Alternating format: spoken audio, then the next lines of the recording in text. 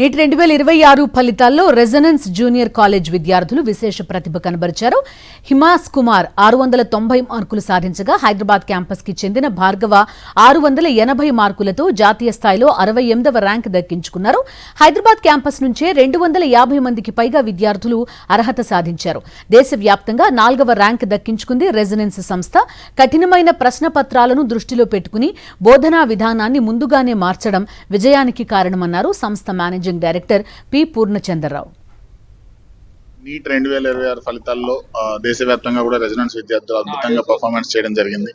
So general గా ఈ year NEET చాలా ట్విస్ట్ తర్వాత నీట్ దాని తర్వాత రీనీట్ దాని తర్వాత ఎగ్జామ్ డిఫికల్టీ రావడము అండ్ ఇన్ని అవరోధాల తర్వాత కూడా స్టూడెంట్స్ అందరూ కూడా చాలా బాగా పర్ఫామ్ చేయడం అండ్ మా సైడ్ నుంచి కూడా స్టూడెంట్స్ చాలా మంచిగా పర్ఫామ్ చేయడం. హైయెస్ట్ స్టూడెంట్ మా దగ్గర నుంచి 690 మార్క్స్ రావడం అనేది చాలా ఆనందంగా ఉంది.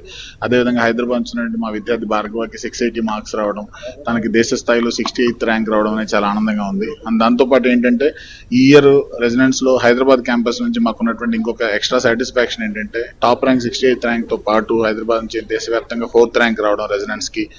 అండ్ దాంతో పాటు ఇంకా అడిషనల్ అచీవ్మెంట్ ఏంటంటే హైదరాబాద్ నుంచి కేవలం హైదరాబాద్ క్యాంపస్ నుంచి ఈ సంవత్సరం దాదాపుగా 250 మంది స్టూడెంట్స్ కి మెడికల్ సీట్స్ రావడం అనేది చాలా హ్యాపీగా ఉన్నటువంటి విషయం. మరిన్ని అప్డేట్స్ కోసం ఛానల్ ను సబ్స్క్రైబ్ చేయండి. నోటిఫికేషన్స్ కోసం బెల్ ఐకాన్ పై క్లిక్ చేయండి.